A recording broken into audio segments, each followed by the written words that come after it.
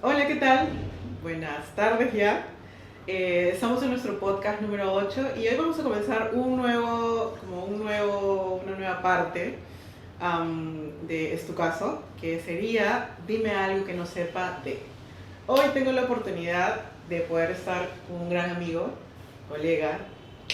Ambos somos psicólogos, nos conocimos haciendo la maestría y él tiene mucha experiencia trabajando con trastorno de déficit de atención y hiperactividad, por eso quería invitarlo, porque sé que muchas preguntas en las redes muchas personas en las redes nos hicieron muchas preguntas respecto a eso, tienen muchas dudas. Yo sé que en TikTok está como reventando de información de todos tienen TDAH y hemos tenido pacientes que han venido y me dicen tengo TDAH y la realidad es que no necesariamente es así y por eso queríamos poder tener una conversación en la cual poder sacar y poner en realidad cómo es lidiar con TDAH y nada, le presento a Hendel Cabrera. ¿Qué tal, Hendel? Bienvenido a Es tu casa. Gracias por la invitación.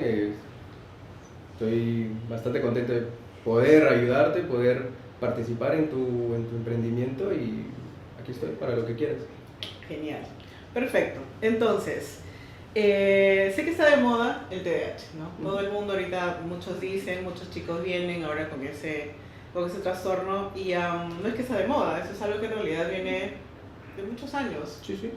En realidad, como te estaba comentando antes de esta grabación, en realidad hay bastantes relatos, cuentos y tal que en algún momento hicimos una recopilación y datan de más de 100 años, ¿no? O sea, estamos hablando de los 1800, más o menos, donde se narra de los niños disruptivos, que se paraban en la mesa, que parecía que tenían un motorcito, ¿no?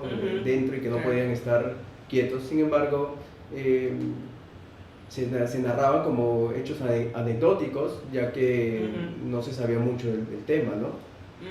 Ahora, nosotros tenemos nuestro gran manual que es el DSM-5 y va mejorando y va cambiando con los años, pero este nos habla del trastorno de déficit de atención como aquel trastorno del neurodesarrollo definido por niveles problemáticos en los que los principales puntos que se notan en este tipo de trastorno es la inatención, la desorganización e hiperactividad, impulsividad.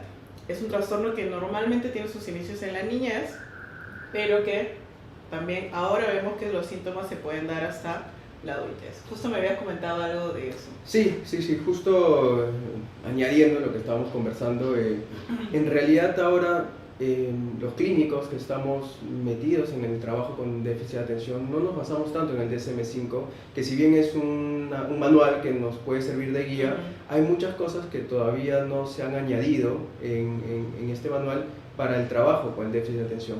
Y yo te comentaba que uno de los grandes temas con el déficit de atención en realidad son las funciones ejecutivas. Allí viene el gran problema con el déficit de atención.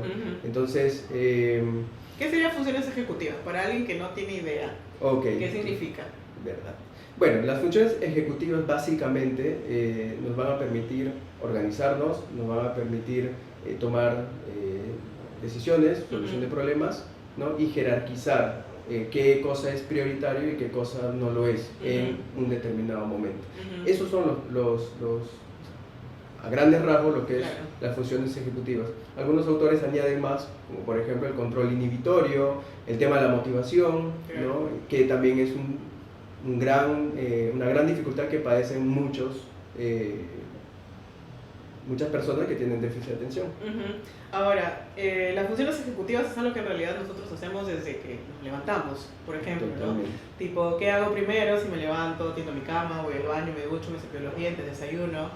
Entonces la desorganización como tal y la afectación en las funciones ejecutivas viene desde eso, tan sencillo, y no necesariamente solo en las clases, cuando me distraigo, cuando estoy moviéndome en el salón. Tal cual. Lo que pasa es que estando en un ambiente donde hay mucha más organización, hay parámetros más delimitados, como puede ser un salón de clase, evidentemente va a ser más notorio ello. Sin embargo, el déficit de atención puede tener el problema de quiero hacer ejercicio antes de desayunar, y como me da este impulso, ¿no? Que es la activación de empezar a hacer ejercicio, pues puede ser las 12, 1 de la tarde y no he tomado desayuno y por tanto no he empezado ninguna de mis actividades que ya tenía programadas. Claro. O sea, como que una enganchaba a otras, pero como no hice esta primera, fue. Exactamente. Ya, ok. Entonces estamos ahorita tratando de entender un poquito los síntomas, pero también hemos encontrado datos muy importantes y que las quería conversar contigo, que nos habla de que entre el 2 y 4% de los estudiantes universitarios presentan este trastorno. Puede ser que lo sepan o no, ¿no? Y que ahora las universidades tienen esta área que es como una tutoría psicológica, en la cual en algunos momentos cuando empiezan a tener dificultades en las clases, en las notas, bueno, se acercan y normalmente muchos de ellos vienen también a sesión, ¿no? Es porque ya, sabes que la tutoría de la universidad me ha dicho que estoy de repente teniendo un tipo de trastorno y esos son los datos que se empiezan a recopilar para entender que en realidad los universitarios lidian con esto. Otro dato importante es que afecta más a hombres que a mujeres. ¿Qué piensas? Sí. Bueno, las estadísticas nos dicen que hay una mayor proporción de hombres sobre mujeres, ¿no? Sin embargo, en la clínica, ¿no? O sea, en el ver casos, en realidad, lo que se ve es que hay una diferenciación en la tendencia de los síntomas, ¿no? Los hombres tienden a ser más hiperactivos, ¿no? Traigo a colación un poquito lo que era la anterior edición del DSM, ¿no? Donde ahí se delimitaba, por ejemplo, del tipo inatento, del tipo hiperactivo y del tipo combinado. O sea, es decir, había tres formas de manifestarse el déficit de atención. Entonces, las mujeres tienden a ser más inatentas.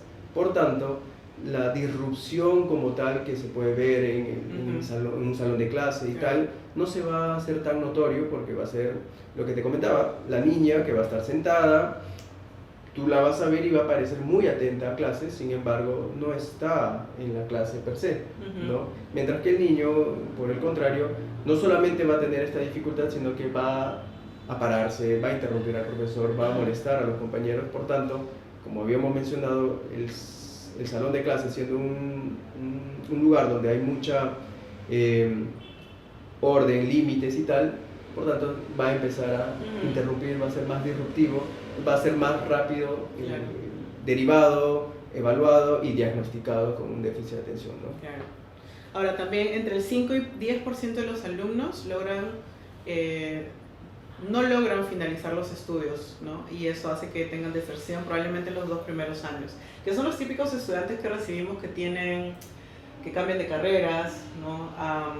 Los que dejan de ir simplemente porque, no sé, pues me enganché en los videojuegos, me enganché en, no sé, un grupo de amigos o en ciertos, no sé, pues... Sí, en realidad, a ver, ahora yo creo que esto va un poco más macro, ¿no? Si me permites, el tema de la maduración como tal ahora ya no es tan pronto como terminar el colegio.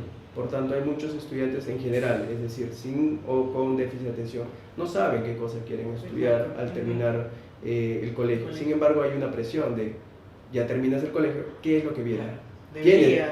Tienes que hacer algo más y lo que viene es la universidad. Por tanto, a veces el déficit de atención puede ver un TikTok que ahora está muy de moda y ve a un enfermero en su práctica y ve que es interesante, pero ve el TikTok, entonces le encantó la carrera.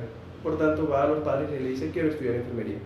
Y se pone a estudiar enfermería y se da cuenta que en enfermería tienes que ver química, tienes que ver física, tienes que ver bioquímica. Ya no me gusta. Por tanto, ya no es la carrera que yo quería, quiero cambiar. O por el contrario, como no me está yendo tan bien porque tengo dificultades, empiezo a desaprobar.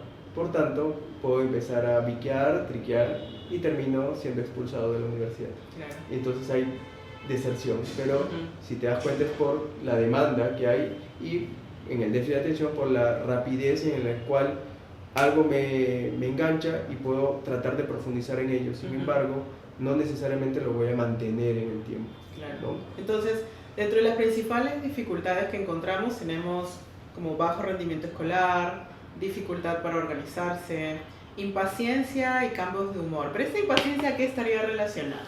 Entendiendo un poco cómo son los síntomas, por ejemplo. El tema de la impaciencia en general está relacionado mucho al tema del circuito de recompensa. ¿Qué es el circuito de recompensa? Todos tenemos el circuito de recompensa, Ujú. solo que en el déficit de atención está hiperactivado, es decir, necesita ser estimulado de manera constante, ¿no? Por tanto, las cosas rápidas y pequeñas van a satisfacer.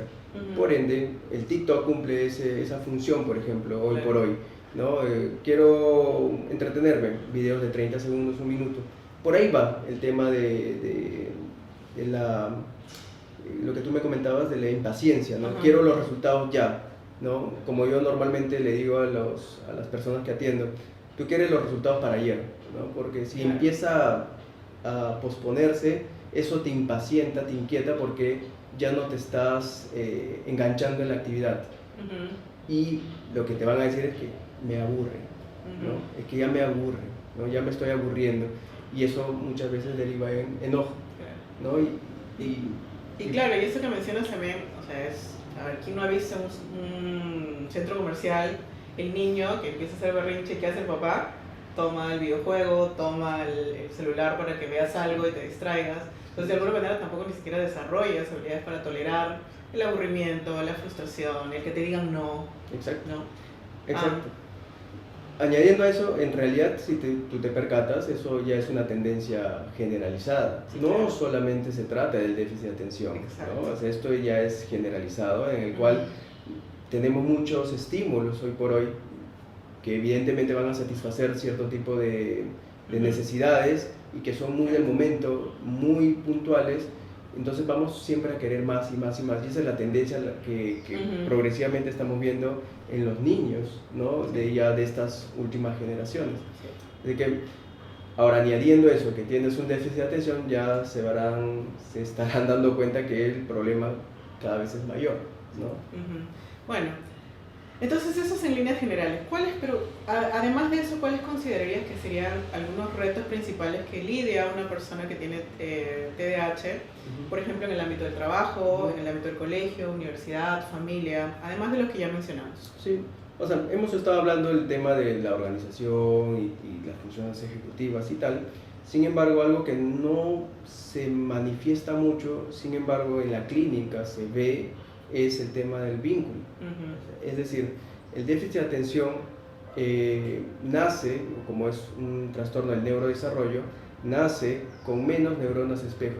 ¿Qué son las neuronas espejo? Básicamente son las neuronas que nos permiten interpretar el comportamiento del otro, o lo que comúnmente podemos llamar empatía, ¿no?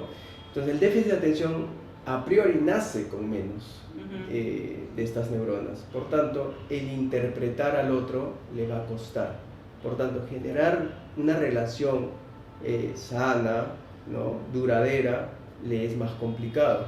Por tanto, esos son los retos que va a tener, no solamente en casa, sino ya en las esferas fuera de esta, colegio, universidad, trabajo y las relaciones interpersonales que pueda establecer dentro de estos ámbitos. Entonces aquí también, justo hablando del tema de vínculos, y creo que lo habíamos conversado hace un rato, era el tema de cómo se ubican ellos dentro de un entorno, ¿no? Por ejemplo, me decías de las personas que sufren bullying, o los que también tienden a bullear, o los que no se sienten parte de, tipo, sé que estoy ahí, ¿no? Pero no me siento parte de. Sí. En realidad, con relación a esto, el déficit de atención, mientras va avanzando en edad, ¿no? Se va notando que tiene una inmadurez emocional. Entonces las actividades, comportamientos que va teniendo un niño o una niña con déficit de atención no va a estar relacionado a su edad cronológica, ¿no? Por tanto, podemos ver adolescentes de 14, 15 años en los cuales lo común que se va a ver es que ya empiezan a practicar un deporte, que empiezan a tener ciertos grupos para ir a las típicas reus que ahora hacen los chicos, o agruparse para ir a cierto tipo de actividades, pero estos chicos pueden aún estar jugando con Legos, por ejemplo, tranquilamente, o con muñecas, si es el caso, ¿no? Por tanto, se sienten que ya no pertenecen o que ya no son entendidos, y allí empieza un tema de no sentirse parte de.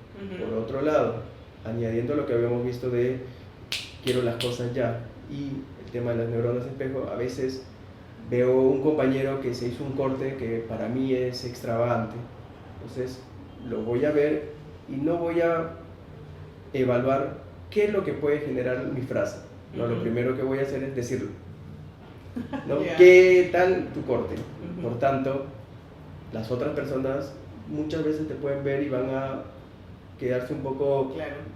o sea, la frase los puede descuadrar, Sí. ¿no? Y si esto se mantiene y no hay un tema de aprendizaje, ¿no? Porque no lo noto, o sea, no es que yo lo haga de mala fe, no lo noto, Ujú. no lo notan, no se dan cuenta.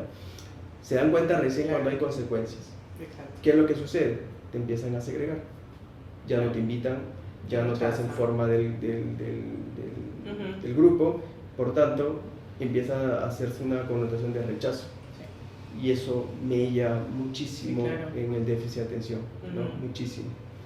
Ahora, entonces nos vamos dando cuenta que en realidad considerar tener un diagnóstico como tal no es tan sencillo como que me distraigo, no es tan sencillo como que me muevo mucho en el salón, sino que hay mucho más, que es algo muy complejo, pero a razón de TikTok, de Instagram, de información que a veces simplemente te dicen, si tienes tal, tienes un diagnóstico.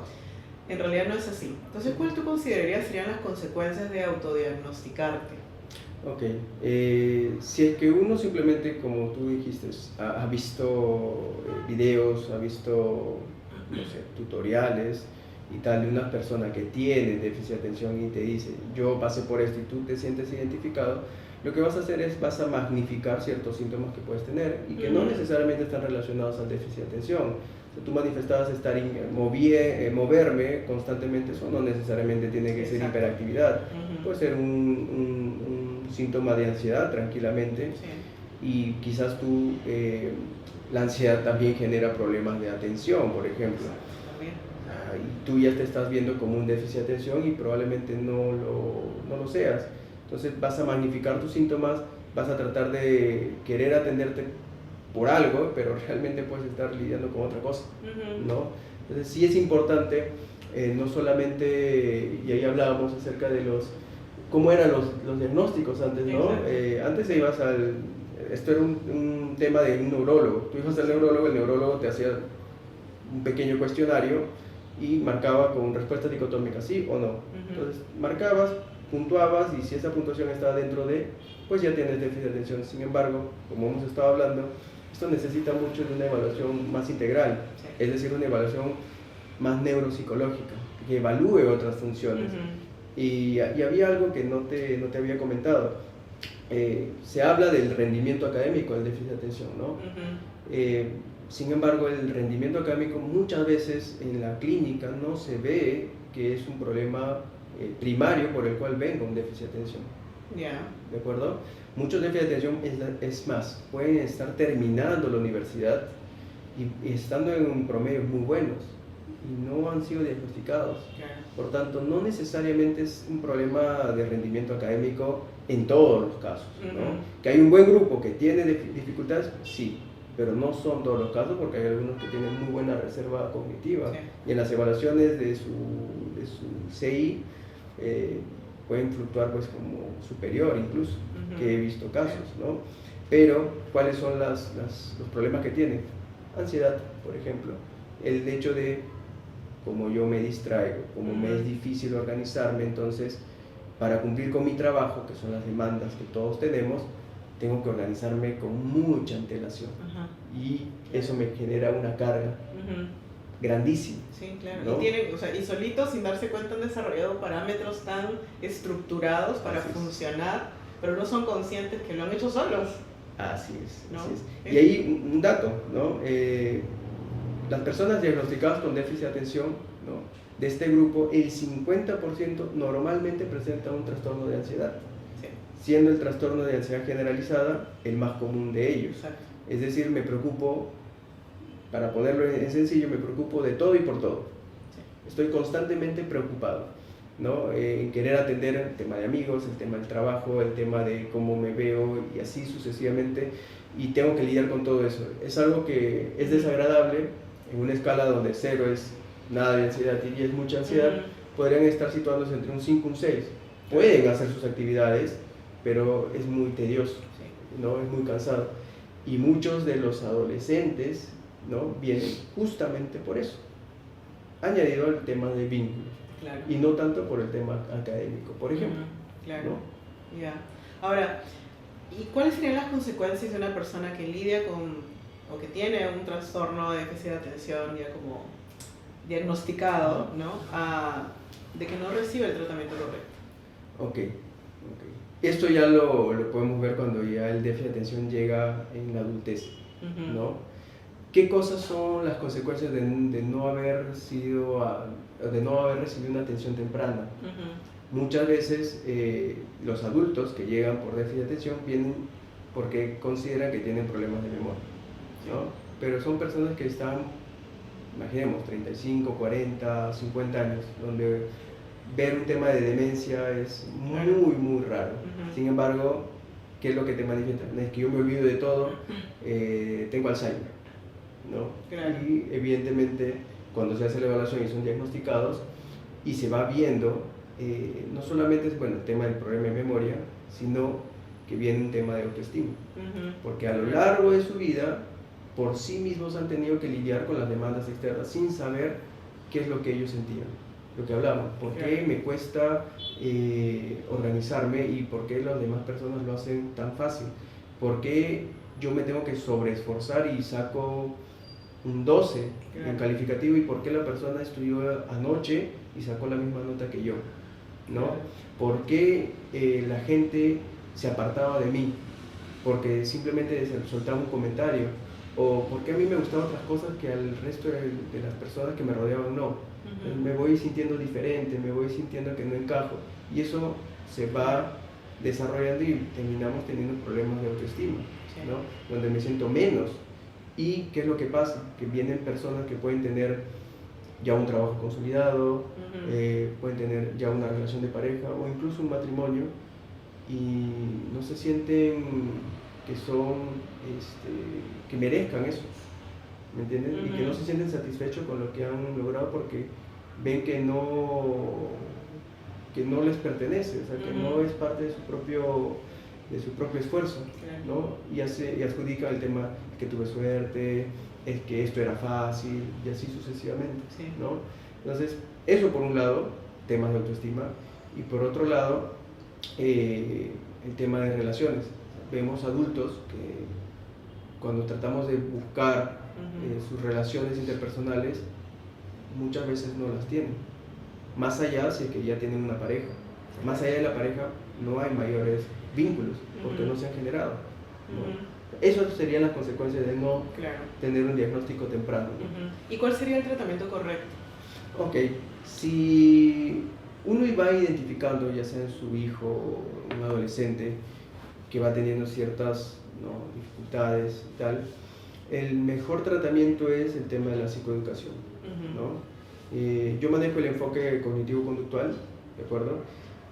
¿Y en qué nos enfocamos aparte de darle información? Que reconozca estos síntomas genéricos, pero en sí mismo, ¿okay? Y eso ya te demanda bastante tiempo, porque es el poder observar, que muchas veces no está tan desarrollado el tema de la autoobservación, de la introspección, ¿no? Entonces tenemos que fomentar eso. Una vez que se haya fomentado eso es, ok, así eres, así te desenvuelves. Eso no significa que lo que tú haces necesariamente es lo adecuado para las situaciones en las que tú estás inmerso. Por tanto, se empieza a alentar el tema del autodiálogo, ¿no? Las autoinstrucciones, para poder prevenir ciertas cosas, ¿no? Si yo ya me estoy molestando, entender que me estoy molestando y ver que si yo no actúo ahora, probablemente esto simplemente es como una cascada y puedo terminar ofendiendo, cosa que después yo me voy a arrepentir, voy a pedir disculpas, y si esto no se regula, pues se vuelve una reiterativa, ¿no? ¿Qué cosa hacer? Me digo que ya estoy molesto, ¿qué puedo hacer yo? ¿No? Si ya desarrollé herramientas de autorregulación, pues respiración, ¿no? Meditación y tal, o incluso verbalizar. En este momento no estoy en condiciones y tal, y necesito un espacio para mí mismo. Eso te va a permitir tener mejores relaciones interpersonales en general, ¿no? Eso eso es lo que se fomenta, ¿no? Ahora, que muchas personas tampoco, o sea, cuando vienen a consulta tampoco es que son muy conscientes y normalmente es, al menos me pasa a mí en algunos casos, que son los papás los que vienen y me dicen, mira, haz esto, pero cuando me siento con el chico o la chica, me dicen, pero yo no me doy cuenta, yo no me di cuenta que respondí así, o que traté así, o que le dije esta frase tan fuerte que mi mamá pues ofendió. Entonces, creo que las consecuencias son una buena herramienta para también a veces hasta conocerte, ¿no? Porque si no tienes desarrollado, de alguna forma tengo que darme cuenta qué está pasando conmigo. Sí, se maneja mucho, o sea, por consecuencias a veces uno puede aprender. Sin embargo, a veces en las mismas consecuencias minimizan. Ay, no era para tanto. Sí, claro. Ay, es que mi mamá es una exagerada. Sí. Ay, es que este amigo es así dramático. O sea, es que no me entiende, mis papás son antiguos. Exactamente. Entonces, a veces tenemos que ir manifestando que, ok, te pasa aquí, pero a ver, vamos viendo si en otras áreas también te está pasando lo mismo, solo que las respuestas de estas personas no necesariamente son las mismas. Por ejemplo, mis papás, bueno, son mis padres y me van a decir, oye, lo que dijiste está fuera de lugar, etcétera, etcétera. Pero en el colegio, imaginemos, la persona a la cual le dije algo ya no me habla, ¿no? Claro. O le dice, oye, estoy molesta contigo, o estoy resentido contigo. O los gostean así. Exactamente. Sí, claro. O en el trabajo ya no te hacen parte de ciertas... la salida de los after office, ¿no? Ya no te invitan. Y uno dice, ¿pero por qué? ¿Qué hice? ¿No? Entonces, a veces viendo esto, si en algún área lo minimiza, en otra quizás sí lo pueda ver, ¿no? Así que por ahí podemos empezar. Chévere, en esta primera parte queríamos hablar un poquito respecto al tema del diagnóstico como tal, pero vamos a tener una segunda parte en la cual vamos a hablar respecto a qué pasaría, o qué pasa, o qué puedo hacer yo si tengo un familiar, mi pareja, mis amigos, o alguien que yo conozco que lidia con TDAH para poder darles más detalle. Vamos a seguir respondiendo sus preguntas y ya nos vemos en el siguiente.